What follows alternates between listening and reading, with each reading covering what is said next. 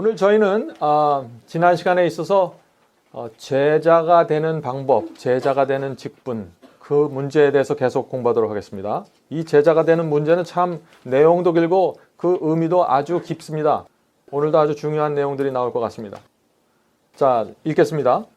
그리스도의 품성의 아름다운 점들이 그를 따르는 자들에게서 나타나게 될 것이다. 그리스도의 품성의 아름다운 면이 그리스도를 따르는 사람들에게 나타난다는 것이에요. 이게 당연하다는 것이에요. 이것이 오늘날에는 이게 나타나면 좀 이상하게 보이죠. 저 사람 신앙이 좋구나. 좋아서 나타나는 게 아니라 당연하게 나타나야 된다는 거예요. 하나님의 뜻을 행하는 것은 그리스도의 즐거워하시는 바이다. 하나님께 대한 사랑과 그의 영광을 드러내려는 열성은 우리 구주의 생애의 주 동력이 되었다. 예수님의 삶에 있어서 가장 큰 힘의 원천이 뭐라 그랬어요? 하나님께 대한 사랑과 그분의 영광을 드러내고자 하는 열성. 이겁니다. 우리도 마찬가지예요. 우리 생애를 이끌어가는 힘도 하나님의 영광을 내가 어떻게 하면 드러낼 수 있을까? 여기에 맞춰줘야 된다는 것이에요. 많은 경우에 저 같으면 그랬어요. 저는 내 구원에 초점이 맞춰져 있어요. 내가 어떻게 하면 구원받을 수 있을까? 내가 어떻게 하면 지옥 가지 않을 수 있을까? 이게 전혀 다른 문제거든요. 그래서 바울은 그것을 어떻게 표현했습니까? 먹든지 마시든지 무엇을 하든지 하나님의 영광을 위하겠다 그랬어요. 이런 마음이 그리스도인의 삶입니다. 내가 어떤 교리를 받아들이고 열성적으로 그걸 따라가는 이유와 목적이 무엇입니까? 내 구원입니까? 내가 지옥에 가지 않는 것이에요? 뭐예요? 아니라는 거예요. 자, 그러므로 이렇게 우리가 생각하면 뭐가 달라져요? 기도가 달라진다는 거예요. 기도. 어떻게 우리가 기도하게 될까요? 우리가 그런 생각하면 내가 어떻게 하면은 주님의 영광을 드러낼 수 있을까요? 가르쳐 주시옵소서. 이렇게 기도하게 되는 거예요. 내가 어떻게 하면 주님의 마음을 기쁘게 할 수 있을까요? 내가 어떻게 하면 잃어버린 영혼을 찾아서 주 앞에 데리고 올 수 있을까요? 이런 기도를 드리게 된다는 거예요. 이게 순수한 신앙으로 나가는 것입니다. 자, 계속해서 그 말씀 읽겠습니다. 사랑은 그의 모든 행동을 아름답게 하고 고상하게 하였다. 사랑은 하나님께로부터 나온 것이다. 하나님께 마음을 바치지 아니하는 자는 사랑을 창작할 수도 없고 만들어낼 수도 없다. 사랑은 오직 예수께서 다스리는 마음에서만 찾을 수 있는 것이다. 그래서 요한일서 4장에 이런 말씀이 있죠. 우리가 사랑함은 그가 먼저 우리를 사랑하셨습니다. 자, 이 말씀에 굉장히 중요한 것이 있습니다. 제가 여러 번 강조했습니다. 예수께 나가는 길, 우리가 지금 배우고 있는 이 책을 공부하면서 여러 번 강조했던 것이 있는데 그것이 무엇이죠? 하나님께 마음을 바치지 않으면은 그리스도인의 경험 중에 아무것도 생기지 않는다는 거예요. 하나님께 마음을 온전히 드리지 않고도 순종할 수 있죠. 무슨 봉사를 할 수 있죠. 할 수 있는 것처럼 보여요. 그러나 그 마음의 중심과 동기가 깊이 들어가면은 거기에 오염된 것들이 나온다는 거예요. 그래서 내 마음을 주님께 온전히 바쳐야만 성경이 말하는 그 경험이 그대로 우리 속에서 이루어진다는 것입니다. 굉장히 중요한 거예요. 그래서 하나님께 마음을 바치지 아니한 자는 사랑을 만들어낼 수도 없다. 사랑은 우리가 만들 수 없는 거죠. 자, 그러면 사랑은 어떤 마음에서만 가능할까요? 사랑은 하나님께 마음을 바친 사람, 즉 예수 그리스도의 마음을 받은 사람. 예수께서 우리의 마음을 지배해야 돼요. 우리가 우리 마음을 주님께 드려야 주님께서 우리 마음을 지배할 수 있잖아요. 다스릴 수 있잖아요. 네, 그런 사람만 성경이 말하는 사랑을 소유할 수 있다는 거예요. 자, 그런데 예수께서 우리 마음을 그렇게 지배하지 못하면 어떻게 될까요? 예수께서 우리 마음에 없다는 것은 무슨 뜻이냐 하면은요, 죄가 우리 마음을 지배한다는 거예요. 단순해요. 죄가 들어오면 예수께서 나오고 예수께서 들어오면 죄가 나가는 것입니다. 단순합니다. 이 둘 중에 하나의 중간은 없어요. 그래서 예수께서 우리 마음속에 거하지 않고 지배하지 않는다는 것은 죄와 이기심이 우리를 이끌어가고 지배한다 하는 그런 뜻입니다. 그래서 그렇게 되면은 우리 속에 있는 것은 그저 인간적인 애정과 애착심이지 성경이 말하는 사랑은 아니라는 거예요. 여기 동의하십니까? 예.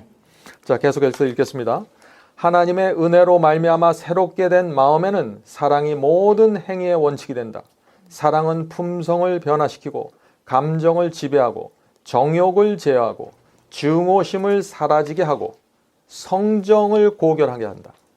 이 사랑을 사람의 마음에 품으면 그것이 생애를 유쾌하게 하고 주위에 있는 모든 사람에게 정확해 하는 감화를 끼치는 것이다. 이게 얼마나 중요한 말씀입니까? 제가 주님을 처음 따랐을 때 제가 이 경험이 뭔지 몰랐습니다. 물론 제가 예수님을 믿고 처음 따랐을 때 저도 아주 열심히 있었어요. 최선을 다했습니다. 그런데 제 최선 속에는 어떤 분위기가 있었냐면 엄숙함만 있었어요. 분위기가 무거웠습니다. 네? 최선을 다했는데 제 마음이 하나님의 은혜로 은혜롭게 되는 경험을 그게 뭔지 몰랐어요. 사랑이 제 마음을 지배하지 못했어요. 어떤 원칙과 도덕적인 표준에 도달하겠다는 충성이 있었어요. 그러나 은혜가 내 마음에 젖어드는 것이 무엇인지 제가 이해하지 못했어요. 지금 여기서 그 말씀을 하는 거예요. 성경에 나오는 이 말씀도 순종하고 저 말씀도 순종해야지 하는 충성이 분명히 있었어요. 제 마음속에. 근데 저는 그것을 거듭남이라고 생각했어요. 근데 그게 아니라는 거예요. 아직까지는 아니에요. 그것은 거듭남으로 가는 과정에서 우리가 갖게 되는 경험이지 그 자체가 거듭남은 아니라는 거예요. 거듭남은 뭐예요? 지금 여기서 말하는 거는. 은혜가 내 마음을 지배해야 된다는 거죠. 사랑이 내 마음을 지배해야 된다는 것이에요. 열성만 갖고 살면 어떻습니까? 열성과 열심히 살면 어떻게 돼요? 처음엔 좋은 거 같은데 한참 살다 보면 어떻게 돼요? 마음이 허전해져요. 예? 뭔가 내가 중요한 경험을 놓치고 있구나 하는 걸 깨닫게 됩니다. 그래서 어떻게 됩니까? 한참 살다 보면 주님께 나가서 주님, 제가 놓치고 있는 이게 도대체 뭡니까? 그렇게 물어보게 되는 거예요. 마음이 허전해서. 자신에게 빠져있는 경험이 무엇이고 그것을 채워달라고 주님께 간구하게 되는 거예요. 지금 이 경험을 얘기하는 거예요. 이 예수께 나가는 길 우리가 공부하는 이 책은 전체가 경험이에요. 이건 교리도 아니고 뭐 원칙도 아니고 무슨 규칙도 아니에요. 하나님께 나아가는 그 경험을 얘기하는 것입니다. 자, 그래서 우리가 내 속에 있는 무엇이 빠져있나 하는 것은 그 절망과 좌절을 감고 하나님께 간절한 심령으로 매달리는 거기서부터 그리스도인의 경험이 시작된다는 것입니다. 그래서 우리가 그렇게 나갈 때 하나님께서 우리의 마음을 이끌어 가시고 이제 내 마음을 지배하기 시작하신다는 것이죠. 우리가 그런 경험으로 가야 우리가 처음에 읽었던 이런 말씀들이 실제로 가능해진다는 것이죠. 감정을 지배하고 정욕을 제어하고 증오심을 사라지게 하고 성정을 고결케 하고 얼마나 높은 얘기들이에요. 이게 어디서부터 시작돼요? 내 마음을 주님께 바치는 데서부터 시작된다는 거예요. 이거 없이 거룩해 하려고 노력할 수 있어요. 이거 없이 뭔가 열심히 노력할 수 있어요. 애쓸 수 있어요. 안 된다는 얘기예요. 그게. 결국 남는 것은 허전함과 절망뿐이라는 거예요. 자, 계속해서 읽겠습니다. 하나님의 자녀들, 특히 새로 하나님의 은혜를 의지하기 시작하는 자들, 각별히 삼가해야 할 두 가지 과오가 있다. 이게 굉장히 중요한 얘기입니다. 여기서부터 정신 바짝 차리고 들으셔야 돼요. 네? 대부분의 사람이 이 둘 중 한 문제에 걸려 있어요. 자, 이 말씀을 들으면서 여러분들이 어떤 문제에 걸려 있나 한번 살펴보세요.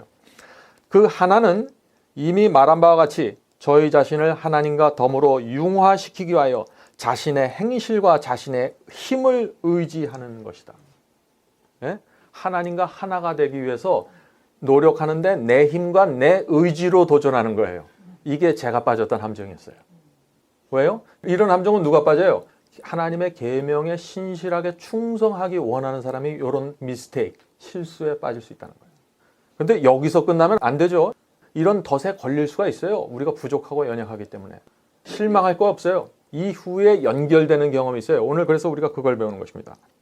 제가 이 세상에 살다가 처음에 교회를 나오고 예수님을 믿었을 때 가장 힘든 게 바로 이 문제였어요. 세상에 살 때는 전부 제 힘으로 했거든요. 제 힘으로 공부하고 내 힘으로 밤새고 내 힘으로 직장 잡고 다 내 힘으로 하는 거예요. 근데 교회 안에 들어오니까 뭐래요? 믿음으로 하라래. 믿음으로. 네 힘으로 하지 말고 주님의 능력을 의지해서 하라래. 그게 뭔지 모르겠어요. 너무 막연해요. 하나님이 보이지도 않는데 보이지 않는 분을 어떻게 제가 의지해요? 보이지 않는 분의 손을 내가 어떻게 잡아요? 이거를 이해하고 경험하는 것이 그리스도인이에요. 그래서 오늘 우리는 이 예수께 나가는 길 이 책에서 그걸 배우는 거예요. 여러분들이 이런 거 안 배우고요. 다니엘 몇 장에 뭐 금신상에 암만 해보세요. 그 아무 도움이 별로 안 됩니다. 그냥 지식만 잔뜩 쌓게 되지.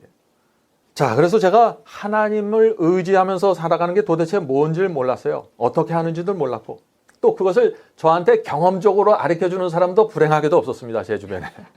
그러니 얼마나 많은 시간을 보냈겠어요. 제가. 성경에 나오는 영적인 경험은요. 내 힘으로 되는 게 하나도 없더라고요. 그러니까 처음엔 되는 것 같아요. 제가 열심히 하다 보면 내가 이거도 점령했고 저거도 했고 뭐 하는 것 같아요. 근데 다 도루묵이에요. 나중에 가면. 그래서 그리스도인의 경험의 시작은 하나님과 하나가 되어 그분의 손을 잡고 동행하는 법을 배우는 데서부터 시작된다 하는 것입니다. 자, 그러면 어떻게 하면 우리가 그분과 하나가 되고 그분의 손을 붙잡고 길을 걸어갈 수 있을까요? 자, 늘 손을 잡고 동행하려면 어때야 돼요? 이건 당연한 얘기예요. 여러분이 어떤 분의 손을 늘 잡고 동행하길 원해요. 근데 그분이 싫으면 그거 할 수 있어요? 안 되는 거예요. 동행하기 원하세요? 그분을 좋아하셔야 돼요. 당연한 거예요. 근데 그분을 사랑하지 않고 좋아하지 않으면서 구원받기 위해서 손을 잡는 거예요, 그냥. 이를 악물고. 이러니까 자꾸 길이 좁다고 느껴지는 거예요. 길이 좁은 게 아니에요. 여러분이 좁게 느껴지는 거지. 왜 하나님께서 길을 조그맣게 하고 아무도 못 들어가게 하시겠어요? 여러분이 부모면 자식에게 그런 길을 주시겠어요? 아니에요. 길은 똑같아요. 내가 좁게 느껴지는 거예요. 내 등에 잔뜩 짐을 지고 있으니까. 길은 똑같아요. 그래서 제가 말씀드렸죠. 부자한테는 그 길이 얼마큼 작게 느껴져요? 바늘구멍처럼. 너무나 많이 갖고 있어요. 그래서 그래요. 자, 그래서 우리가 늘 손을 잡고 동행하려면 그분을 좋아해야 되죠. 그분을 존경해야 됩니다. 그분을 신뢰해야 되고 그분을 사랑하게 되어야 돼요. 그렇게 되면은 자연스럽게 그분을 의지하게 됩니다. 온 우주의 왕이 도와주겠다는데 그거 의지하지 않을 사람이 어디 있어요, 이 세상에. 네? 저 중국의 시진핑이 도와주겠다고 당장 의지할 텐데. 이 세상에 어떤 나라의 왕이 도와주겠다고도 우리가 당장 가서 기대잖아요. 말씀 한마디로 이 세상과 우주를 창조하신 분이 도와주겠다고 지금 나오시는데 우리가 지금 딴 데 보고 있어요. 내 힘으로 뭐 한번 해볼까 하고. 이게 왜 그래요? 살아있는 신앙이 아니라는 거예요. 그게. 이 신앙이 교리 속에 그냥 딱 묻혀져 버린 거예요. 요 교리대로 가면 뭐가 되겠지? 절대 아니에요. 살아계신 하나님과 연결이 돼야 돼요. 자, 계속해서 읽겠습니다. 율법을 지키는 일은 자신의 힘으로 행함으로써 거룩하려 지려고 하는 자는 전혀 불가능한 일을 하려는 것이다. 하나님께서 우리에게 율법을 주셨어요. 이 율법은요, 우리 손으로 도무지 미칠 수 없는 높은 곳에 매달아 놓으셨어요. 왜? 아무도 자기 힘으로 하지 못하게 하기. 그냥 아예 포기하도록 하기 위해서. 그래서 구원은 처음부터 끝까지 하나님의 능력과 은혜로 이루어진다는 것을 가르쳐주기 위해서. 우리 힘으로 되잖아요? 그럼 우리가 잘나서 뭐가 이룬 건지 알아요. 착각해요. 그래서 그래요. 그래서 성경에 나오는 기적들 보세요. 홍해가 갈라져요. 인간의 힘과 의지와 꾀로는 도무지 할 수 없는 기적들이 뻥뻥 생겨요. 여기저기서. 왜 그래요? 자기 자신을 의지하지 못하게 하면서. 그래서 사람들은 기적이 너무나 엄청나니까 믿질 않아요. 또. 네? 그건 뭐 만화 아니야? 이러고 있죠. 참 하나님께서도 정말 답답하실 것 같아요. 그리스도를 떠나서 행하는 모든 일은 사욕과 죄로 더러워진다. 믿음으로 말미암아 받은 그리스도의 은혜만이 우리를 성결케 할 수 있다. 자, 여기서 그리스도를 떠나서 행하는 모든 일은 사욕과 죄로 더러워진다 그랬어요. 근데 여러분들 이 말이 실감이 나십니까? 아멘 하시는 분이 있어서 정말 아멘입니다. 근데 우리 눈으로 볼 때는 유교를 믿는 분들 중에서도 경건해 보이는 사람들이 있잖아요. 정직해 보이고. 불교를 믿는 사람들 중에서도 죄를 멀리하는 사람들이 있어요. 우리 눈에. 근데 그런 모든 사람들이 실제로는 그리스도를 떠나 있는 거 아니에요. 그래서 그 사람들이 하는 모든 행한 일들이 사욕과 죄로 더럽혀져 있다고 지금 말하는 거예요, 성경은. 이거를 도대체 어떻게 우리가 이해해야 될까요? 사람은 태어나면서부터 악하고 이기적입니다. 예? 그건 사실이에요. 태어나면서부터 악하고 이기적이에요. 자기밖에 몰라요.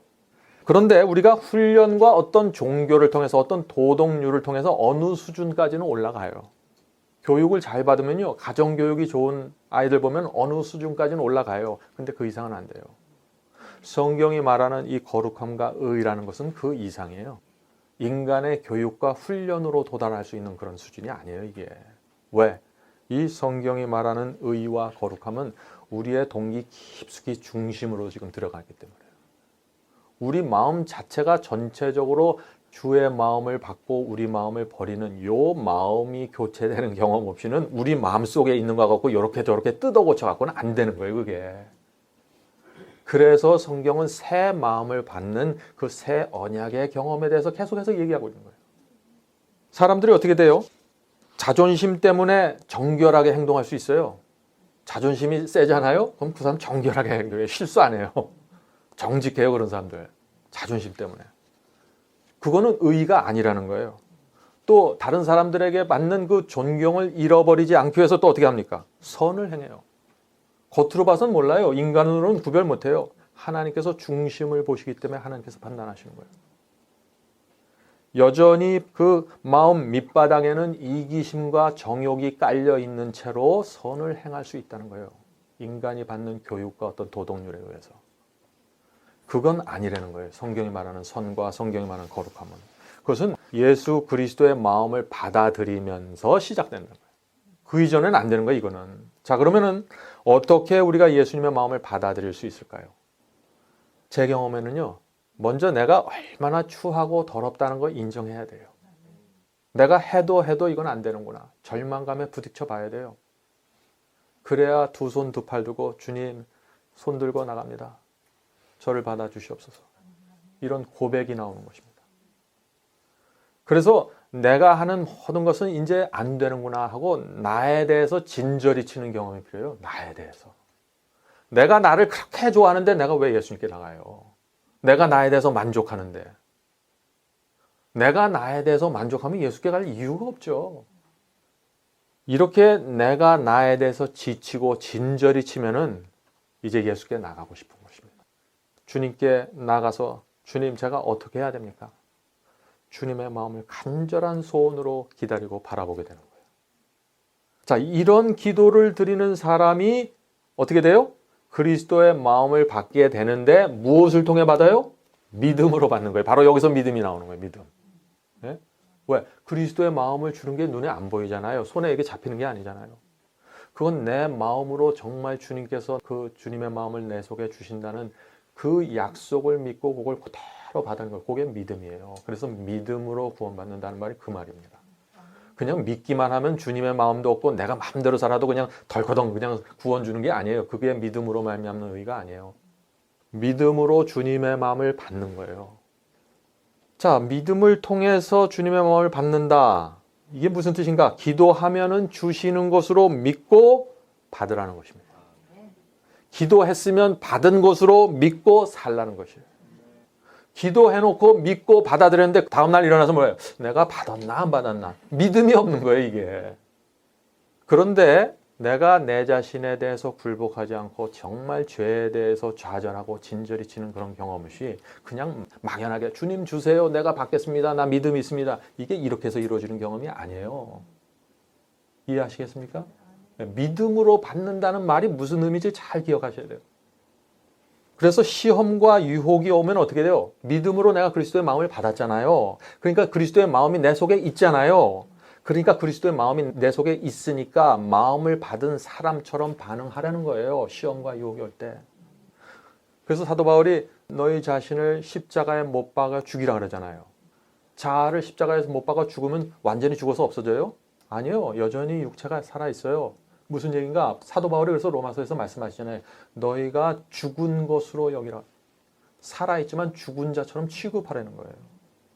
우리가 그리스도의 마음을 받았으면 받은 것으로 여기고 그렇게 살아가라는 거예요. 그러면 주님께서 역사하시겠다는 거예요.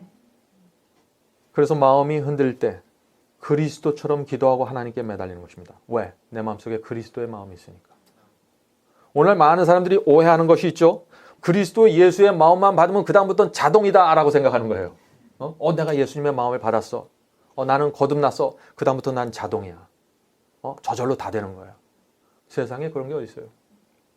바울의 말씀을 들어보십시오. 히브리서 5장 8절의 말씀입니다. 그가 아들이시라도 받으신 고난으로 순종함을 배워서 온전하게 되었습니다. 예수님이 순종을 하시는데 어떻게 하는 거예요 지금? 고난으로 순종함을 배웠다 그래서 고난으로. 예수님처럼 거룩하신 분이 왜 고난이 필요해요? 네? 고난을 통해서 순종을 배우셨다 그랬어요. 고난을 통해서. 자, 이것이 예수님의 경험이에요. 이상한 환상을 가지지 말라는 거예요, 저는. 거듭났다고 해서 뭔가 자동적으로 뭔가 다 이루어져 가는 게 아니에요. 자연스럽게 이루어져 가는 것은 사실입니다. 그런데 자동은 아니에요. 예수께서도 고난을 통해서 순종을 배웠다고 했죠? 이 말씀이 우리에게 얼마나 위로가 돼요? 여러분이 거듭남을 경험해서도 여전히 고난을 통해서 순종하게 돼요. 그래도 두려워하지 말라는 거예요. 그래도 자기 자신의 경험에 대해서 신뢰를 잃어버리지 말라는 거예요. 왜? 예수께서도 그런 경험을 하셨으니까. 그래서 이 말씀은 우리에게 위로가 되는 거예요.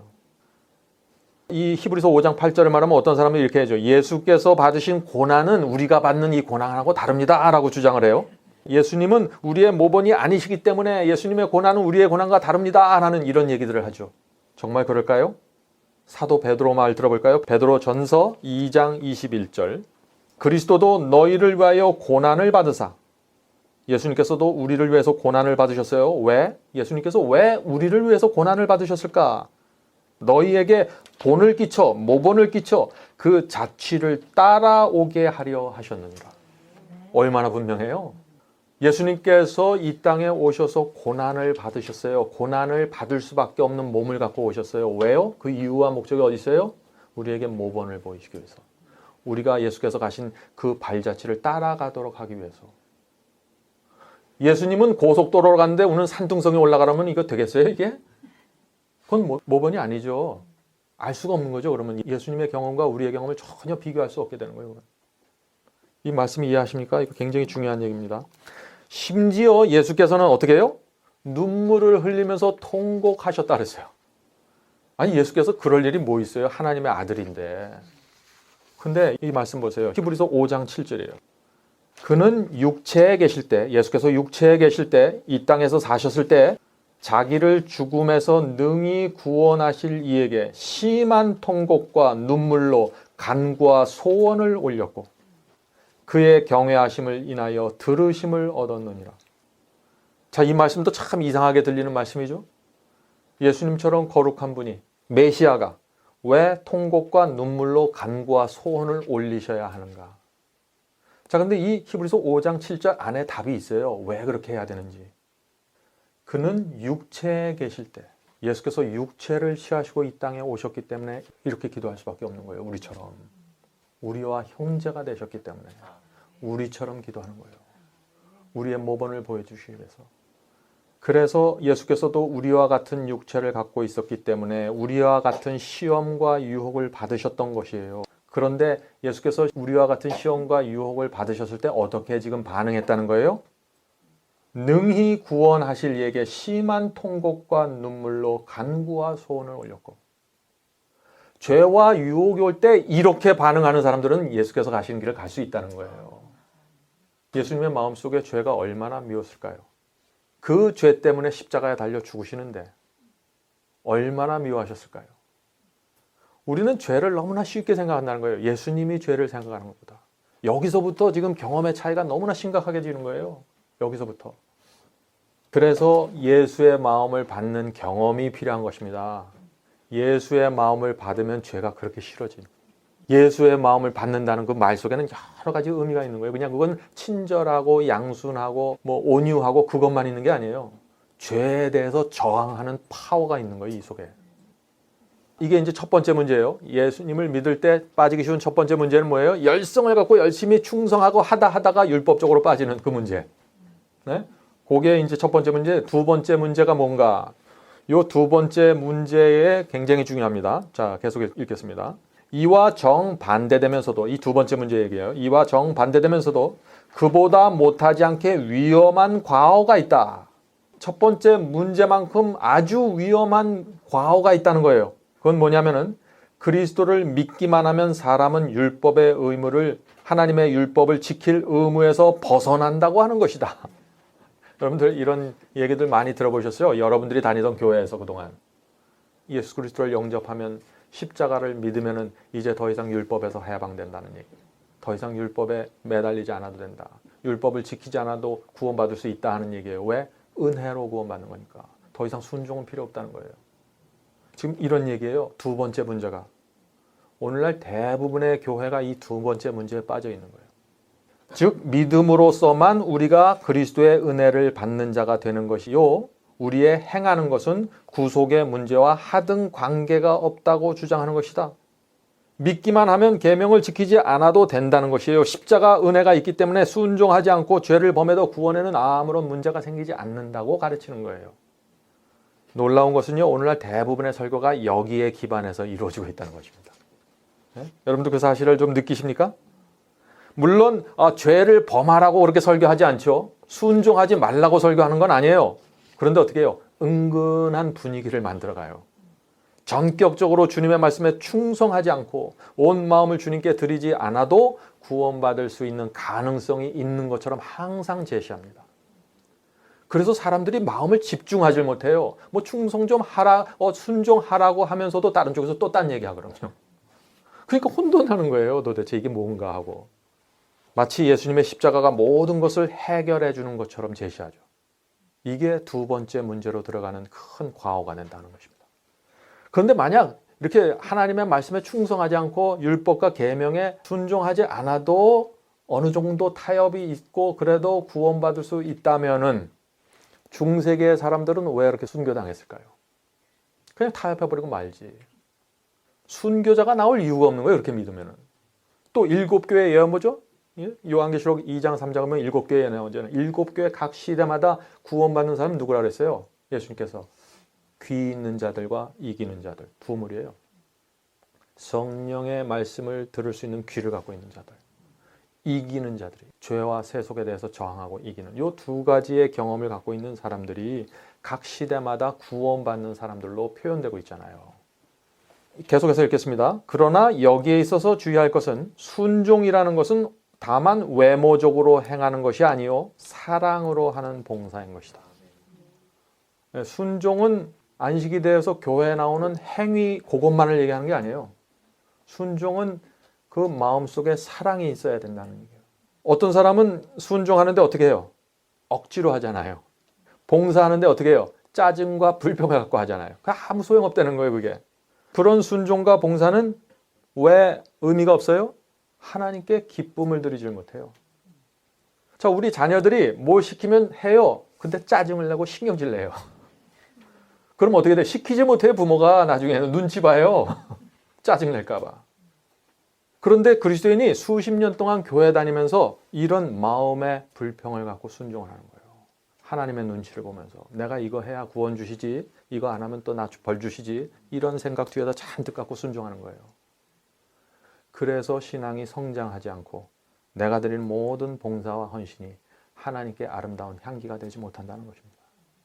주님을 따라서 좁은 길을 가는데 그런 정서를 갖고 가면은요, 참 그것처럼 주변 사람들 보기에 딱한 게 없어요.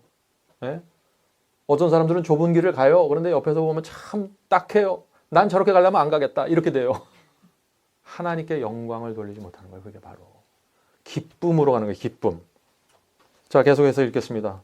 하나님의 율법은 그의 품성의 표현이요 사랑의 대원칙의 구현이 되나니 그러므로 이것은 하늘에서나 땅에서나 당신의 정부의 기초가 된다. 우리 마음이 새로워져서 하나님과 같이 될 것 같으면 그리고 하나님의 사랑이 우리의 심령에 심어지면 하나님의 율법이 우리 생애에 실천되지 않을 것인가? 하나님의 사랑이 우리 마음속에 들어오면은 그 하나님의 계명과 율법이 자연스럽게 우리 생애 속에서 삶 속에서 실천되게 된다는 것이죠. 당연하다는 얘기예요. 그러면서 이제 새 언약에 대한 성경절이 나옵니다. 내 법을 저희 마음에 두고 저희 생각에 기록하리라. 자, 이런 경험을 이 사랑으로 움직이는 이런 경험을 얻기 위해서 살아가는 사람들이 누구예요? 바로 그리스도인이라는 얘기입니다. 자, 그런데 문제가 있습니다. 제가 아까 말씀드린 것처럼 이런 경험 없이 뭘 해요? 순종하려고 도전하는 거예요. 이런 경험 없이. 그래서 자꾸 실패하는 거예요. 이 경험이 안 되고 무엇인지 이게 모르니까 이 새 언약에 의해서 순종하고 그리스도와 동행하는 경험이 무엇인지 모르고 또 그걸 잘 해도 안 되니까 어떻게 돼요? 순종하지 않아도 구원받을 수 있다는 설교를 하게 되는 거예요.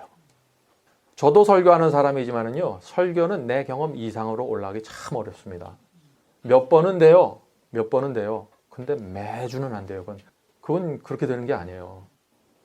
그래서 여러분이 성경 공부를 남들에게 시키거나 말씀을 전하는 사역을 할 때는 반드시 이 새 언약의 경험이 뭔지 이해하셔야 돼요. 이거는.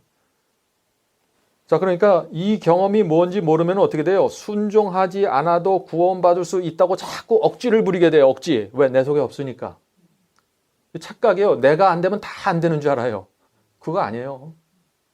오늘날 수많은 믿음으로 말미암는 의에 대한 교리가 기독교에 하나 있습니다. 그런데요, 대부분 이 둘 중에 하나예요. 율법적으로 빠져나가 있든지 아니면 자유주의적으로 빠져나가 버렸어요. 율법적으로 빠졌다는 건 뭐예요? 새 언약의 경험 없이 내가 도전하는 거에 지키려고. 이 자유주의적으로 빠져나갔다는 경험, 그건 뭐예요? 자유주의로 빠져나갔다는 것은. 이것도 마찬가지예요. 새 언약의 경험을 모르는 거예요. 해도 안 되는 거예요. 그러니까 그건 안 되는 거로 밀어붙이는 거예요. 둘 중에 하나예요. 진리는 가운데 있어요. 뭐예요? 새 언약의 경험을 하는 사람만 이해할 수 있는 거예요. 굉장히 중요한 거예요. 그래서 많은 분들이 자신의 경험 속에서 온 마음과 생애를 바친 경험이 없기 때문에 이 두 가지 문제가 있는데 이 두 가지 문제의 공통점이 뭐예요? 다 내 마음과 생애를 주님께 드리지 않았기 때문에 생기는 문제거든요. 그러므로 우리가 믿음으로 말미암는 의의 교리를 정확하게 이해하고 경험하려면 첫 번째 할 것이 있는데 내 마음과 생애를 주님께 드리는 것입니다. 그래야 이 교리를 이해되고 이 경험 속으로 들어갈 수 있는 거예요. 자, 계속해서 읽겠습니다. 율법이 마음에 새겨지면은 그것이 생애를 형성하지 않을 것인가? 사랑 순종으로 하는 봉사와 충성은 제자가 되는 참 증거이다. 자, 제자가 되는 증거 뭐라 그랬어요? 순종, 사랑, 봉사와 충성. 이거예요. 이게 있어야 참 제자가 된 증거라는 것입니다. 계속해서 읽겠습니다. 그러므로 성경에도 하나님을 사랑하는 것은 이것이니 우리가 그의 계명을 지키는 것이라. 요한일서 5장 말씀이죠. 또 요한일서 2장에 이런 말씀이 있습니다. 저를 아노라 하고 그의 계명을 지키지 아니하는 자는 거짓말하는 자요 진리가 그 속에 있지 아니하였다고 하였다. 믿음은 사람을 순종의 책임에서 벗어나게 하는 것이 아니요. 오히려 믿음, 곧 믿음만이 우리로 하여금 순종할 수 있게 하는 그리스도의 은혜를 누리는 자가 되게 하는 것이다. 얼마나 정확해요? 예? 믿음은 율법을 폐하는 게 아니에요. 누가 믿음으로 율법을 폐한다 그래요? 큰일 날 얘기예요. 자, 사도 바울의 말씀을 보세요. 로마서 3장 31절입니다. 그런즉 우리가 믿음으로 말미암아 율법을 폐하느뇨? 그럴 수 없느니라. 도리어 율법을 굳게 세우느니라. 이게 사도 바울의 사상이에요. 네? 믿음이 있으면 하나님의 말씀과 계명을 굳게 세우게 된다는 것이에요. 왜 그럴까요? 믿음이 있으면 왜 하나님의 말씀과 계명을 굳게 세울까요? 왜 이렇게 될까요? 단순해요. 하나님을 믿으니까 세우는 거예요. 하나님을 믿으면 하나님의 입에서 나온 말씀과 계명을 굳게 세우게 됐어요. 내가 어떤 사람을 안 믿어요. 전혀 불신해요. 그럼 그 사람 말을 굳게 세워요, 내가? 안 세우잖아요. 당연한 거 아니에요? 근데 하나님을 믿는다고 하면서 그 계명과 말씀을 굳게 세우질 못해요. 왜 그래요? 안 믿으니까 그런 거예요. 다른 이유 없어요. 하나님을 우리가 정말 믿고 신뢰하고 존경한다면 어떻게 될까요? 또 그분의 능력과 지혜를 믿는다면 그분의 말씀을 따르는 것이 너무나 당연한 거예요. 이건 믿음이 굉장히 좋아야 뭐 따르나 보다. 그게 아니에요. 당연한 거예요. 따르지 않는 사람이 바보죠. 예? 따르지 않는 사람이 바보예요. 그렇지 않아요? 어떻게 하나님 같은 우주의 왕을 우리가 따르지 않을 수가 있어요? 믿는데. 따르지 않는 이유는요, 둘 중에 하나예요. 하나님이 살아계심을 믿지 않는 거예요. 또 두 번째는 하나님이 존재한다고 믿긴 믿지만은 그분의 능력과 사랑이 그렇게 위대하다고는 생각하지 않는 거예요. 제가 처음에 그리스도를 믿고 예수를 따랐을 때 이 문제를 갖고 있었습니다. 제가 예수님을 영접했습니다. 하나님께서 존재한다는 걸 알았어요. 창조를 믿었습니다. 근데 좁은 길을 가야 돼요. 그러니까 두려워요. 미래가 두려운 거예요. 왜 두려워요? 하나님의 능력이 정말 내 생애를 책임져 줄 만큼 능력이 있는 분인가? 내가 이것도 포기하고 저것도 먹고 진리대로 살아갈 때 정말 하나님께서 나를 책임져 주실 만큼 나를 사랑하시고 그렇게 위대한 능력을 갖고 계신 분인가? 이걸 몰랐어요. 이거 못 믿겠어요. 불안해요. 그래서 두려움 때문에 주님을 쫓아가지 못해요. 많은 사람들이 사랑만 알면 다 되는데 아니에요. 두려워서 못 가요. 많은 경우에. 예수께서 십자가에 돌아가신 거 아는 사람도 두려워서 못 가요. 두려워서. 그래서 우리는 그리스도의 사랑과 십자가를 바라볼 때 그분의 사랑과 그분의 능력 이 두 가지를 다 바라보고 가야 되는 거예요. 사랑만 있는 분이 아니에요. 하나님께서 말씀 한마디로 이 세상을 창조하셨어요. 그 능력을 갖고 계세요. 그러니까 두려움 없이 좁은 길을 가는 거예요. 진리 그대로 가는 거예요. 그분의 사랑과 능력을 알게 되면은요, 어떻게 돼요? 그 다음부터는 바싹 굴복하게 돼요. 더 이상 뭐 볼 거 없어요. 더 이상 생각할 거 없어요. 확실하기 때문에. 계속해서 읽겠습니다. 우리가 순종함으로 구원을 얻을 수 있는 것은 아니니, 우리가 열심히 순종한다고 해서 구원을 따내는 것이 아니라는 거예요. 대개 구원은 믿음으로 말미암아 얻는 하나님의 값없이 주시는 선물이다. 자, 이 말씀에 대한 오해가 많죠. 또 우리가 열심히 순종한다고 해서 구원을 얻을 수 있는 게 아니에요. 구원은 그렇게 있을 수 있는 게 아니에요. 왜요? 왜 그래요? 열심히 순종하면 구원 받는 거지. 왜 안 돼요, 이게? 사형수가 아무리 모범수로 복역해봐요. 그게 사형이 없어지나. 우린 사형수예요, 사형수. 로마서 1장에 나오잖아요. 너희는 사형수다. 하나님께서 사형을 선고했어요. 이 지구의 모든 인간들에게. 그걸 내가 열심히 노력하고 착하게 산다고 그게 없어져요? 아니에요. 이거는 사형이 면제돼야 돼요. 죄가 탕감돼야 돼요. 누구에 의해서? 대통령에 의해서. 하나님에 의해서 내 죄가 탕감돼 버려야 돼요. 내가 열심히 한다고 되는 게 아니에요. 그게 기본적으로 이루어져야 그 다음에 기도도 의미가 있고 십자가도 의미가 있고 다 의미가 있게 되는 거예요. 그렇죠? 그래서 우리가 그 사실, 내가 사형수로 있었다가 하나님께 탕감받았다. 이게 마음속에 깊이 점여들지 않으면요, 신앙이 안 생깁니다. 네? 내가 5년형을 받은 사람이면 어때요? 5년형 받은 사람이라고. 내가 어느 정도 의롭다. 나는 5년형쯤 된다. 그러면 어떻게 돼요? 5년형만 깜빵 들어가서 살면 돼요. 그건 내 노력으로 되는 거예요. 사형수는 안 돼요. 100년을 살아도 여전히 사형수예요. 아무리 착해도 여전히 사형수예요. 이건 하나님께서 벗겨주셔야 돼요. 근데 하나님께서 벗겨주시는데 어떻게 벗겨주시나? 하나님께서 날 대신 죽어주셔야 돼요. 날 대신 사형 당해주셔야 돼요. 그래야 내가 면제되는 거예요. 그래서 이 사형수에서 빠져나온 사람들 간증 들어보세요. 사형 선고 받았다가 빠져나와서 그리스도인 된 사람들 간증 보세요. 기가 막힌 거예요. 그 사람들 경험이 달라요. 근데 우리는 사형수에서 벗어났어요. 근데 경험이 없어요, 지금. 왜 그래요? 많은 경우에 우리가 착각하는 거예요, 착각. 실제가 아닌 걸 착각하고 사는 거예요. 내가 믿음이 있다고 착각하는 거예요. 자, 이 마지막 말씀만 읽고 마치도록 하겠습니다. 예수께서 우리를 위해서 죄에 달려서 이 십자가에 달려 피를 흘리고 죽지 않으면은요, 아무것도 이루어지는 게 없는 거예요. 그래서 그리스도의 십자가를 바라볼 때마다 그렇게 감사한 거예요. 내가 드리는 충성, 내가 드리는 헌신, 내가 드리는 봉사가 다 십자가 때문에 의미가 생겨버렸기 때문에. 그래서 감사한 거예요. 예수께서 나 대신에 정죄와 저주를 받고 지옥의 중음을 경험하는 그 대속이 없었으면 우리가 아무리 신실하게 살아도 100번, 1000번을 회개해도 아무런 의미가 없는 거예요. 그래서 우리가 주님께 나가서 굴복하게 되는 거죠. 그래서 우리가 우리 마음과 생애를 주 앞에 드리게 되는 것입니다. 우리 모두 그 경험 속으로 들어가게 되길 간절히 바랍니다.